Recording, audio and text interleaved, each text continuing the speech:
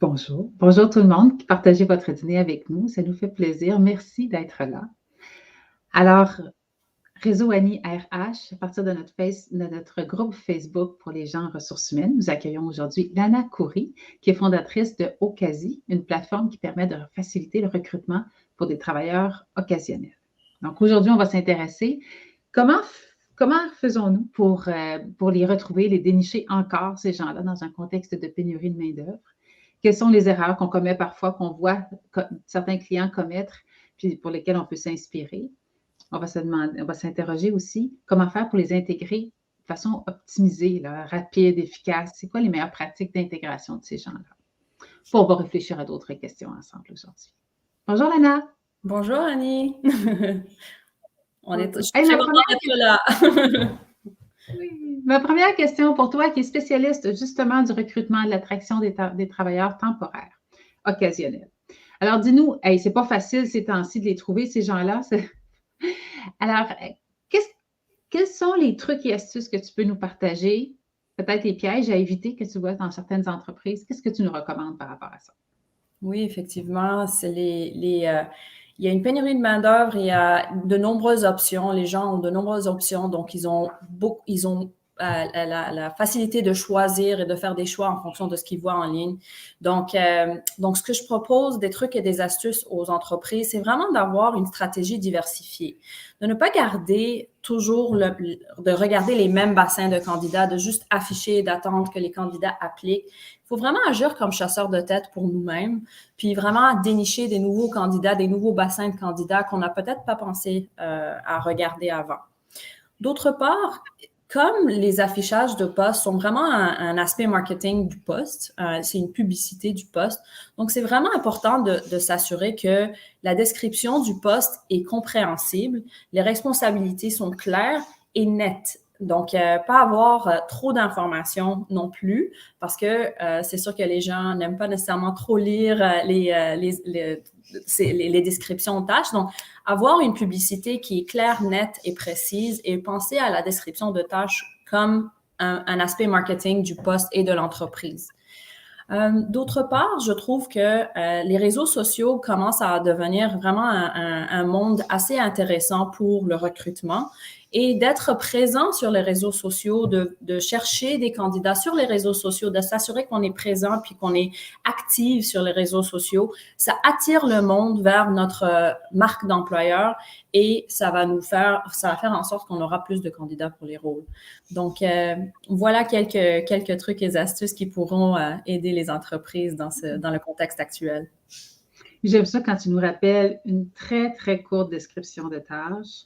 Généralement, moi, j'aime bien me rappeler le ratio 2 pour 1, à savoir 2 avantages que j'offre pour un critère que je demande, surtout dans le cadre de travailleurs occasionnels, temporaires, des journaliers. Alors, il faut que ce soit vraiment très, très simple. Ouais. Exactement. J'aime ça que tu nous rappelles ça. Et as-tu des idées où pouvons-nous les rechercher? Tu nous disais sortir des sentiers battus, faire autrement, puisque souvent on a comme épuisé notre premier bassin. Où peut-on élargir notre recherche?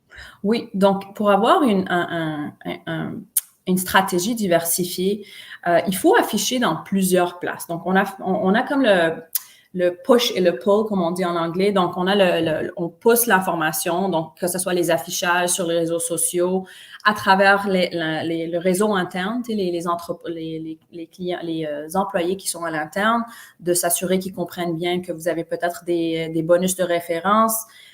Tout le monde, on est tous connectés à 6 degrés d'une façon ou d'une autre, donc c'est certain qu'une personne va connaître une personne qui va connaître une personne qui pourrait être bon pour vous. Donc que ça soit d'afficher dans plusieurs places, d'afficher à l'interne pour que les gens amènent des références, ou à l'externe, comme j'ai dit, au niveau des réseaux sociaux, des nouvelles places aussi, même sur Kijiji parfois, des places comme Kijiji ou des classifieds comme Kijiji ou des réseaux un peu plus communautaires qui ont peut-être encore des nouveaux bassins plus de différentes ethnicités, différents groupes d'âge. Ça pourrait vraiment attirer différents types de personnes que vous n'aurez probablement pas pensé à recruter, ou bien peut-être ils ne voient pas vos affichages de postes traditionnels sur Indeed ou quoi que ce soit sur les autres plateformes. Donc ça, c'est différentes places que vous pouvez afficher et attirer du monde vers vers votre marque d'employeur aussi. Je ne sais pas si tu as d'autres options, Annie, aussi à suggérer. Oui, non, mais j'aime ça l'idée de diversifier. On sait qu'on doit faire ça. Alléger, rendre attractif notre description de poste. Vraiment, vraiment right to the point quand on parle ici de travailleurs occasionnels, puis sortir des sentiers battus, absolument. Des fois, on me disait encore récemment, j'étais surprise, mais on me parlait des journaux régionaux qui peuvent encore avoir un rayonnement, puis être une source de recrutement. Oui, effectivement. Lana, une des clés, c'est d'intégrer rapidement la personne. Mm-hmm. On voit parfois des trucs et astuces qui fonctionnent bien chez des entreprises, tout comme on voit des entreprises avoir des processus un peu volumineux et longs pour des employés qui vont peut-être se joindre pour quelques jours seulement dans l'entreprise. Alors, qu'est-ce que tu vois? Qu'est-ce qui fonctionne en termes de pratiques d'intégration? Oui, effectivement. Donc, d'abord, je dirais au niveau du processus d'embauche, le processus d'embauche pour les postes occasionnels et temporaires, ça ne devrait pas être long parce qu'encore une fois, on est dans une situation de pénurie de travailleurs et les gens ont des options. Souvent, si on prend du temps, la personne est déjà partie. Donc, au niveau de l'intégration, le monde, généralement, ils veulent contribuer rapidement à l'entreprise. Ils veulent pouvoir donner de la valeur et de se démarquer. Donc, quand on a une intégration qui est trop longue, ça nuit à leur capacité de pouvoir contribuer. Donc, avoir un plan de match qui est clair, bien organisé et qui est communiqué à la personne, c'est quelque chose qui serait vraiment intéressant et qui gardera la personne intéressée par le poste, intéressée par la compagnie et qui sache ou qu'elle sache qu'est-ce qu'il devrait faire pour pouvoir contribuer. Donc, que ce soit des documents que vous pouvez créer à l'avance pour leur aider à s'intégrer plus rapidement et plus automatiquement, comme par exemple, c'est quoi la cédule régulière de la journée, le déroulement de la journée, le plan de l'immeuble, les points de repère de l'immeuble, les différents contacts que vous pouvez avoir. Tout ça peut être automatisé et comme un petit document que vous pouvez donner à la personne pour qu'il puisse vraiment s'auto-gérer et pouvoir contribuer rapidement sur d'autres choses qui ont plus de valeur ajoutée. Donc, d'autre part, c'est, comme j'ai dit, juste être clair sur les objectifs du rôle et avoir un plan de match sur les différentes formations qu'ils vont recevoir. Parce que souvent, on essaye de donner plein de formations, puis après, on termine la formation, puis là, on commence. Donc, pensez-y un peu à un plan de match qui est un peu plus une étape à la fois, où on peut commencer avec des responsabilités un peu plus simples et les former là-dessus. Et puis par la suite, ils peuvent contribuer sur cette responsabilité. Et par la suite, on en rajoute plus de responsabilités et plus de formation au lieu de penser un peu plus traditionnel, une semaine de formation, plein d'informations que généralement on oublie. donc c'est des choses qui pourraient vraiment aider l'entreprise et le travailleur à devenir, et la travailleuse à devenir avoir plus de succès dans le rôle. J'aime ça, Lana. J'ai l'impression que tu nous ramènes dans la cohérence. La cohérence, parfois, moi, je vois des entreprises parfois qui recherchent, par exemple, pour des postes la fin de semaine. Mais il faut que tu sois disponible la semaine pour ta formation. Oui, mais... Donc, il y a des incohérences là-dedans. Puis j'aime ça quand tu nous rappelles, l'employé, il veut se sentir performant, il veut faire une contribution positive. Alors, de le mettre dans un contexte où il peut facilement, rapidement, avoir une interprétation, réaliser quelque chose de concret. C'est bon pour la personne, elle va se sentir bien, avoir envie de revenir. Oui. Je me permets d'ajouter quelques idées. Oui. Moi, j'ai vu chez des clients, pour intégrer rapidement des travailleurs occasionnels, des photos plastifiées, puis bien, bien simple, là, des trucs qu'on prend pour plastifier les cahiers des enfants, là, avec des photos. Donc, voici, quand ça se produit, voici ce qu'on fait. C'est uniforme, c'est dans toutes les langues, tu sais, c'est compréhensible par tout le monde, c'est facile. Comme un processus de fonctionnement ou de déroulement de faire quelque chose en spécifique, c'est ça? Oui, c'est ça. Puis les images, elles sont mises sur le lieu de travail. Au moment où quand tu es là, c'est ça qu'il faut que tu fasses. Fait que là, tu le vois. Puis quand tu as terminé, tu vas à l'autre partie, puis là, c'est ça que tu vas faire. Fait que ce soit illustré, que ce soit clair. C'est des façons d'accélérer, d'optimiser le processus d'intégration. Oui, effectivement. Oui. Puis c'est sympathique aussi, ça rend l'entreprise très vivante parce que c'est coloré, c'est la vraie vie de l'entreprise. Oui, effectivement. Je trouve que il faut penser aux documents de formation comme, encore une fois, pas une publicité, mais il faut que ça soit attirant, il faut que ça soit facile à lire, que tout le monde puisse la comprendre. Donc, un peu comme quand on fait du marketing, on essaie de mettre un message qui est compréhensible à tout le monde. Il faut penser à la formation de cette façon aussi, où on peut avoir, que ce soit des processus, des structures de processus ou des plans de match qui sont compréhensibles et non trop compliqués, que les gens ne puissent pas comprendre. Puis on aura besoin d'une formation pour apprendre la formation. Donc... On est dans les cohérences. Merci.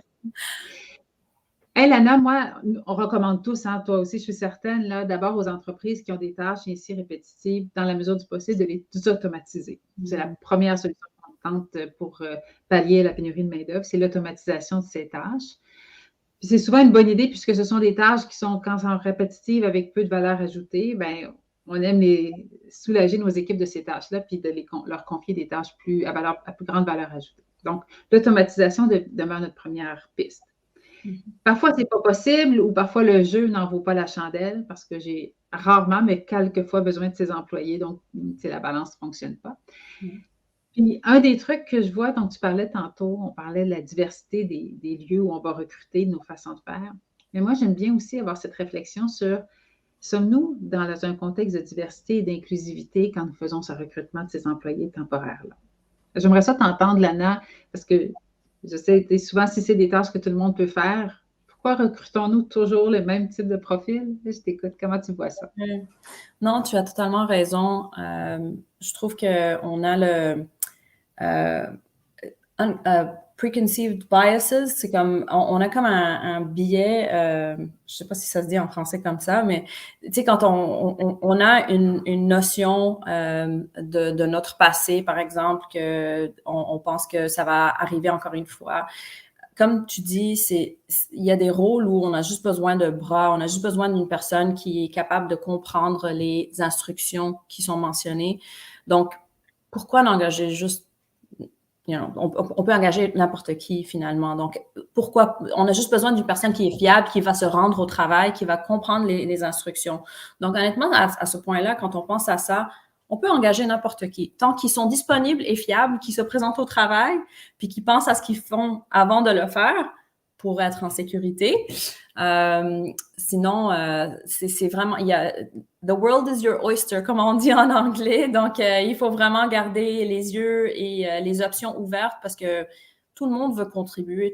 On a tous besoin de faire un salaire ou quoi que ce soit pour pouvoir payer pour nos dépenses. Donc, pourquoi ne pas donner la chance à quelqu'un que vous n'avez pas pensé à donner la chance avant? Vous serez probablement surpris de ce que vous allez avoir. Donc, je suis totalement d'accord avec toi. Moi, je retiens, tu sais, même pour des travailleurs occasionnels, si je recrute toujours des gens qui se ressemblent, ben, ça veut dire que mes processus de recrutement sont centrés sur les mêmes bassins de personnes. Fait que peut-être j'ai une piste là-dedans aussi que je peux développer. Effectivement. Lana, quelques mots sur des astuces en entrevue, parce que parfois, on peut s'attendre beaucoup des entrevues pour des postes occasionnels. J'aimerais t'entendre quelques trucs et astuces qui te viennent en tête pour ça. Oui, effectivement. Pour moi, les entrevues sont une discussion. C'est une discussion de qu'est-ce qu'on peut vous offrir, candidat, de venir travailler chez nous? Et toi, candidat, qu'est-ce que tu peux nous offrir pour venir et contribuer chez nous? Donc, c'est une discussion et ce n'est plus une investigation comme ça l'était avant. C'est vraiment une discussion de savoir, est-ce qu'on est un match ensemble? Est-ce que notre flexibilité pourrait vous convenir? Puis, est-ce que vous êtes disponible pour nous pour donner ce que vous avez à donner? Donc, c'est vraiment de rendre la conversation un peu plus facile d'approche et de s'assurer que la personne comprenne les responsabilités, mais comprenne aussi l'environnement, la culture, la flexibilité de l'employeur. Dans le contexte actuel, c'est tous les gens demandent la flexibilité. Donc, se concentrer sur ce que vous offrez comme culture flexible, c'est très important et ça montre la personne, la culture qui vont joindre et ça leur donnera vraiment la capacité de comprendre à quoi s'attendre et de peut-être prendre une meilleure décision. Merci. Hey, Lana, si tout ça n'a pas fonctionné, on rappelle que tu es fondatrice de la plateforme Ocasi, qui est une plateforme qui qui facilite le recrutement d'employés temporaires. Donc, il y en a plusieurs. Évidemment, il faut que les entreprises souscrivent, mais il y a un bassin d'employés temporaires qui est disponible là. Ouais. Alors, hey, Lana, on te remercie beaucoup. On voit le temps filer. On ne peut pas exagérer sur le temps du dîner des gens. Ceci étant dit, merci d'avoir été avec nous. Merci de partager ces clés que tu nous as généreusement échangées. Merci beaucoup, Annie. J'apprécie beaucoup. Au revoir.